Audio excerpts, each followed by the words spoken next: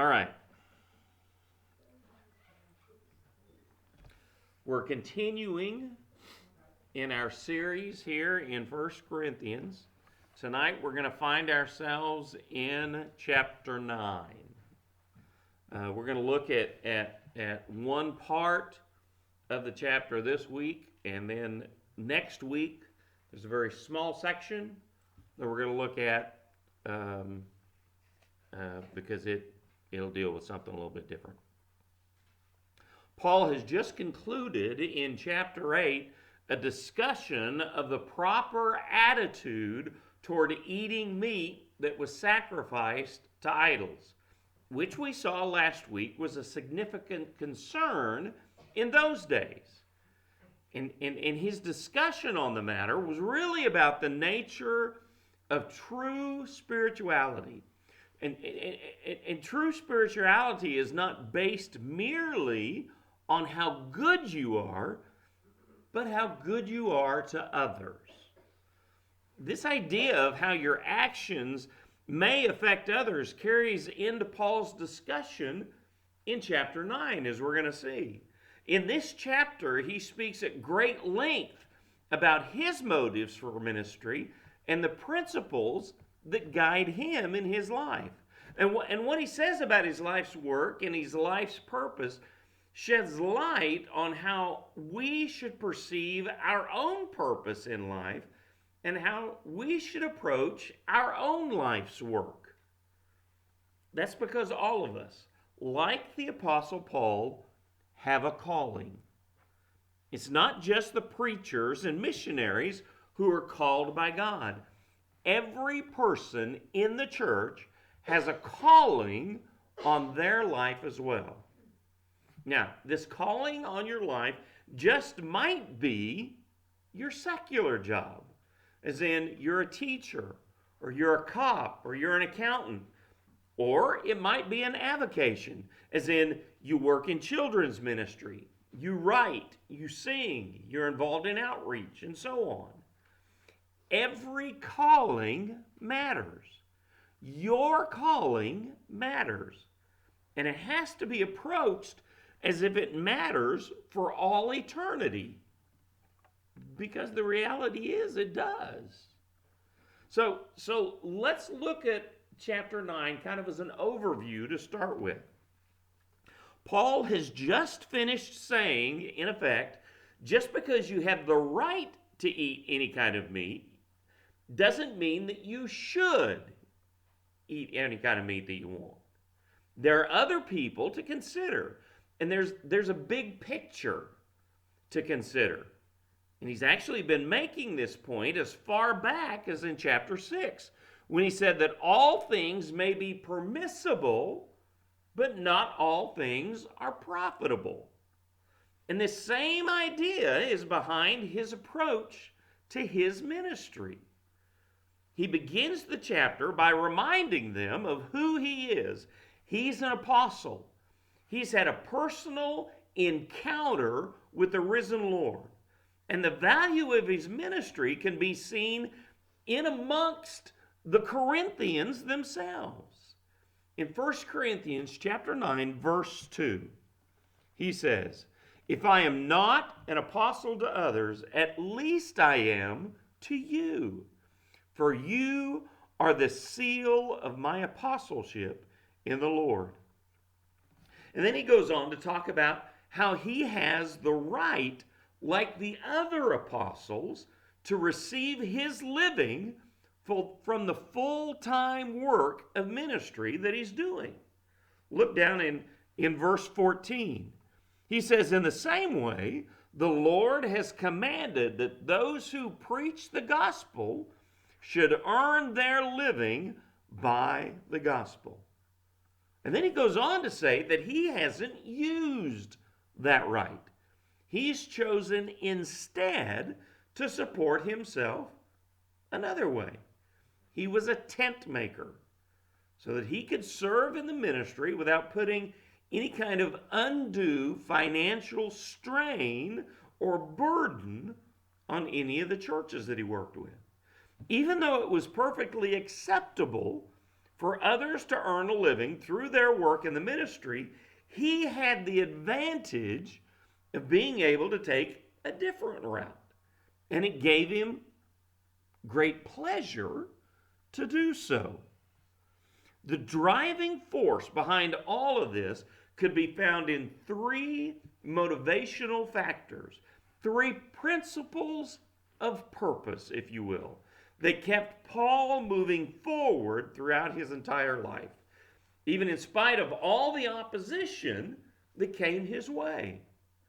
These three purpose-filled principles can keep you moving forward as well. It doesn't matter where you are in your journey, how long you've been a believer, or how many candles there are on your birthday cake. These three principles will guide you with certainty to the finish line. So whether you're on your first lap around the track or you're approaching your final lap, today I want to try to challenge you to adopt these three principles into your own life's calling. You need to pray for them and pursue them with your whole heart. Here's the first one.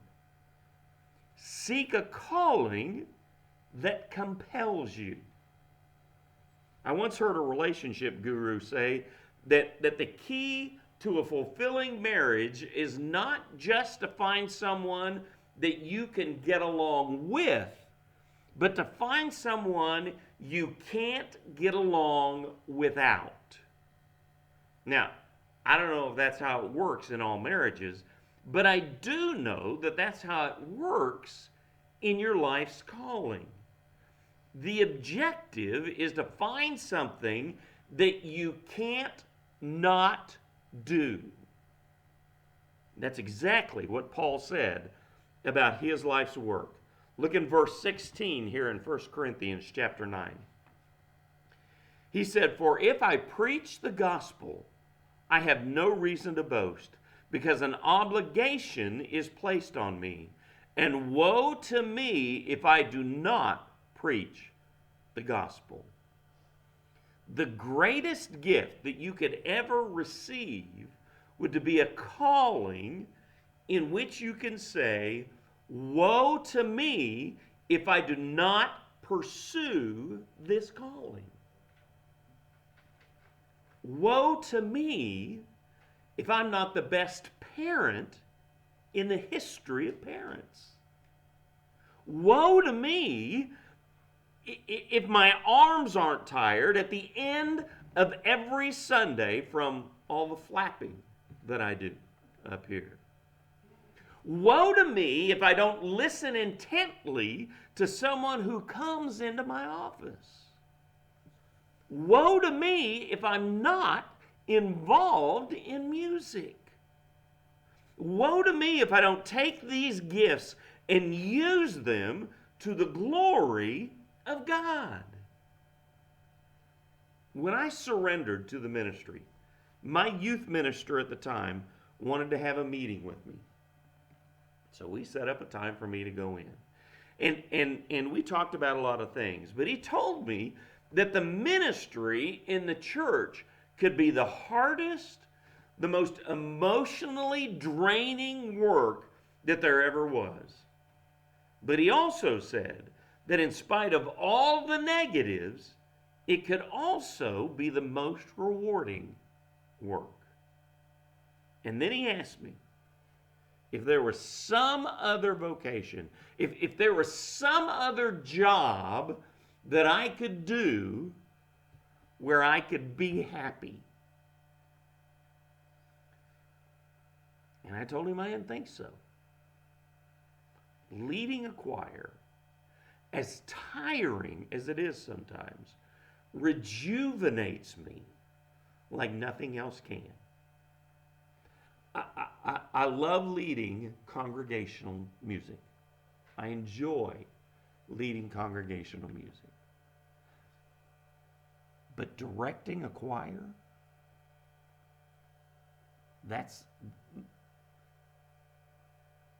that rejuvenates me more than anything else. It wears me out.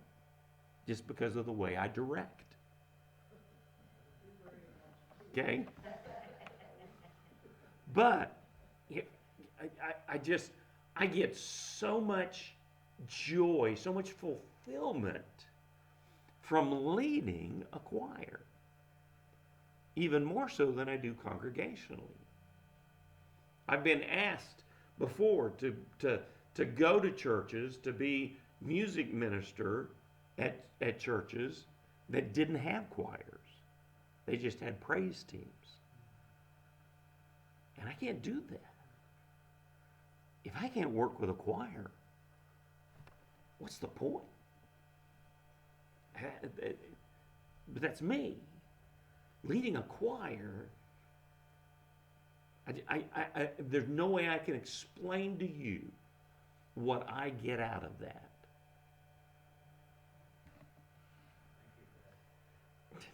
You're welcome. When you have a calling that compels you, that rewards and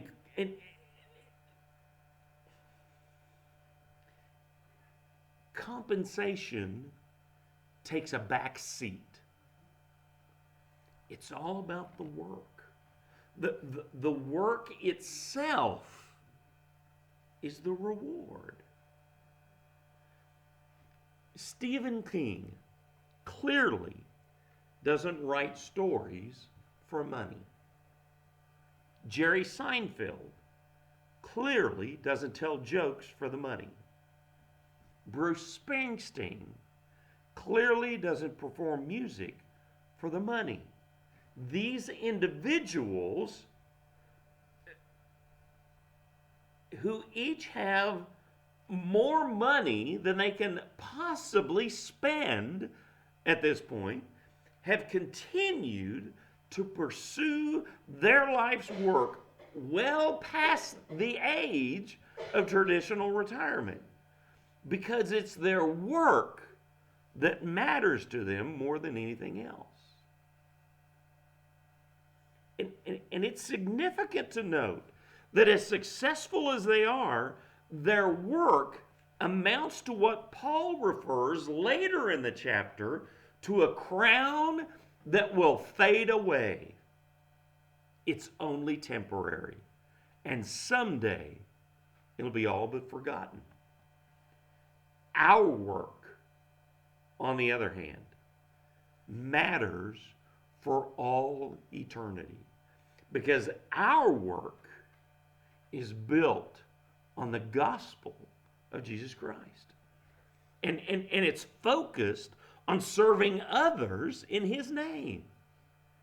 When your work contributes in some way, directly or indirectly, to someone finding their way to Christ, or to someone becoming stronger in their Christian life, then you've done work that will be measured by all of eternity. We need to seek those good works which we're compelled to do. And woe to us if we don't. Here's the second purpose-filled principle. Look for ways to adapt to every individual.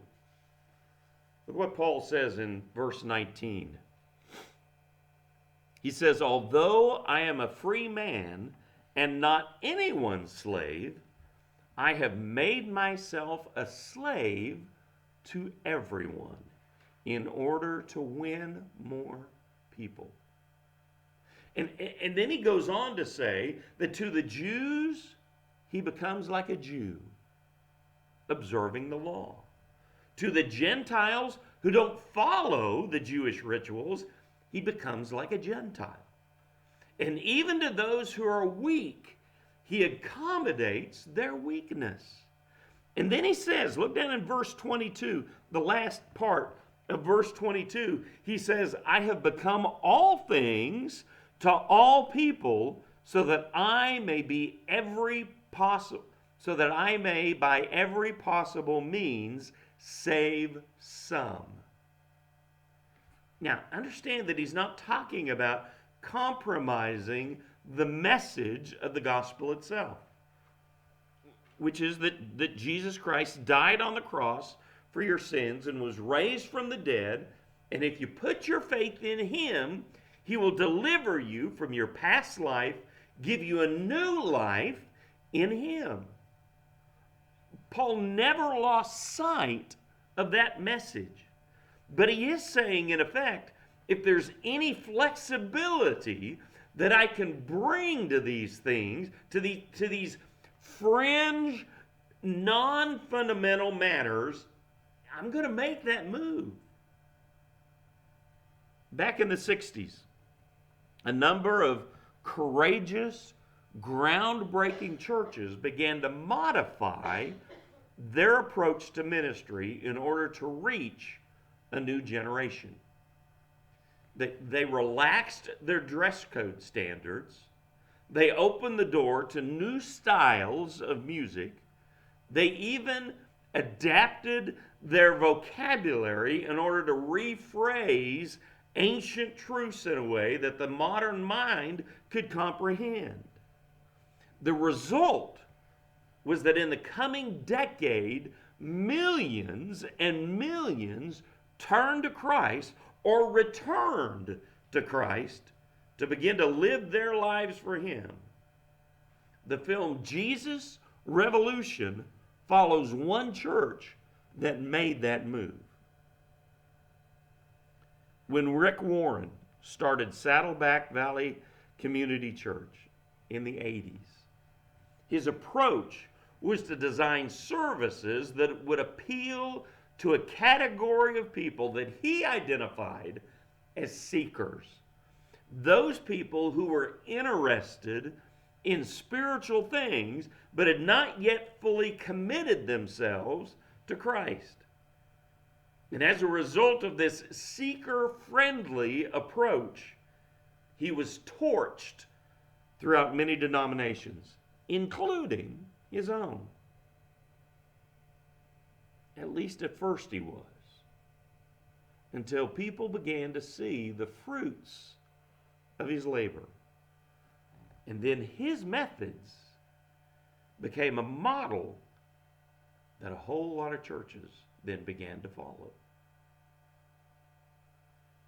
Rick Warren used to say, it takes all kinds of churches to reach all kinds of people.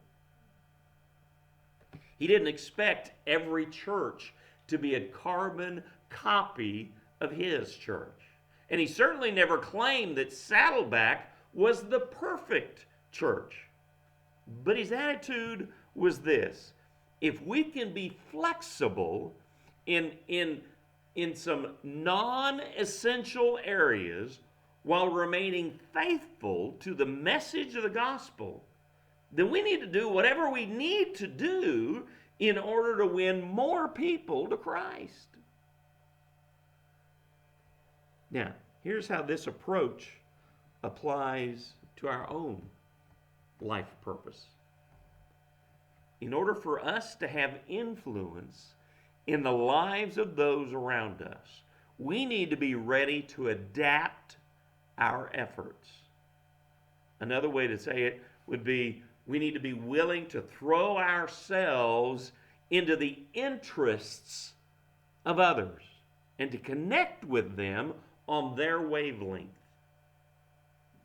In his commentary on this passage, William Barclay wrote this: the man who can never see anything but his own point of view and who never makes any attempt to understand the mind and heart of others will never make a pastor or an evangelist or even a friend. The question that we need to be asking ourselves at every turn is, how can I be more accommodating to the people God has placed in my life so that they'll be more receptive to the message of Christ? It's our job to bend for others. We may be free and independent and our very own boss in every way, but we have to be willing to bend and to accommodate and to give ourselves in service to other people. Here's the third purpose-filled principle. Run your race with the intent to win. Verses 24 through 27 of this chapter have a whole lot to say. And next week, my entire message is just going to be over those 4 verses. I know, shock, isn't it? But in this final point, I want us to take a sneak peek, if you will, at the first part of this passage. Look at verse 24. He says, "Don't you know that the runners in a stadium all race, but only one receives the prize? Run in such a way to win the prize."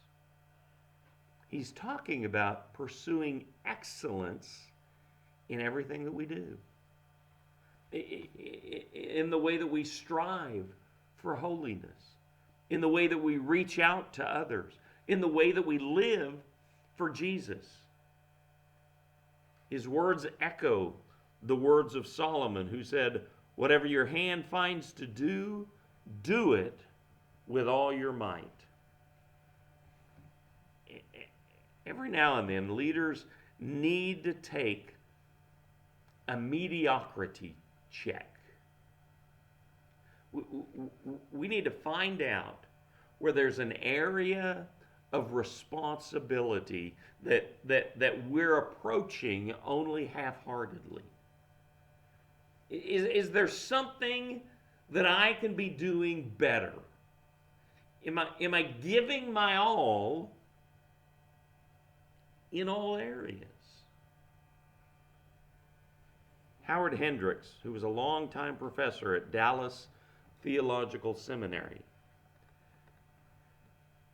said this: "I have never met a Christian who sat down and planned to live a mediocre life. But if you keep going in the direction in which you are moving, you may land there." Former NFL coach George Allen had a sign on his desk to serve as a daily reminder to stay focused. And the sign said, "Is what I'm doing right now taking me closer to my ultimate goal of winning?" That's a question that we need to ask ourselves every day. Am I moving in the direction that I want my life to go? Am I doing so with a sense of urgency? Next week, we'll talk more about living a disciplined, focused life. But in today's message, we see that it begins with a commitment to live our lives in pursuit of excellence in the calling that we've received in Christ. Paul's life could have been so radically different than what it was. It could have been so much easier than it was. He could have stayed home and traveled less.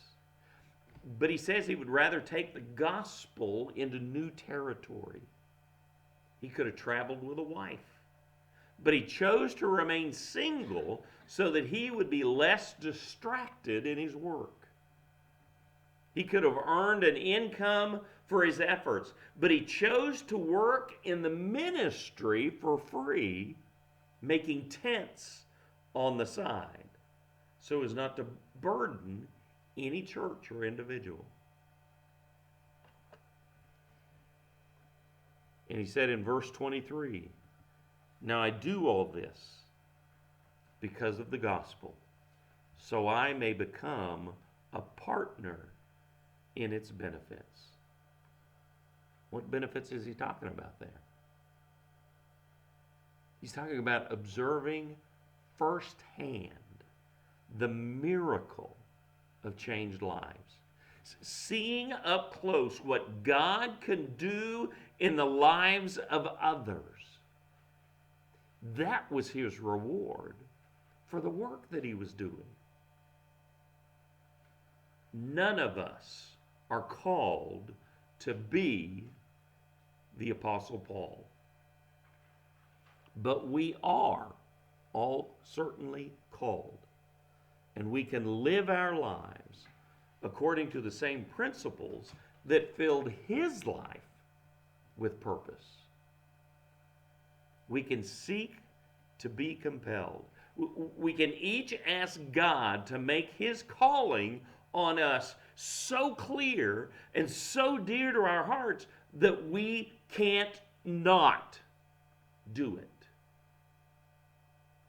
We can learn to adapt our lives for the good of others. We can learn to be all things to all people, to be willing to say, if I can change my approach in some way that will benefit the lives of others without changing the message, then I'm going to change that approach.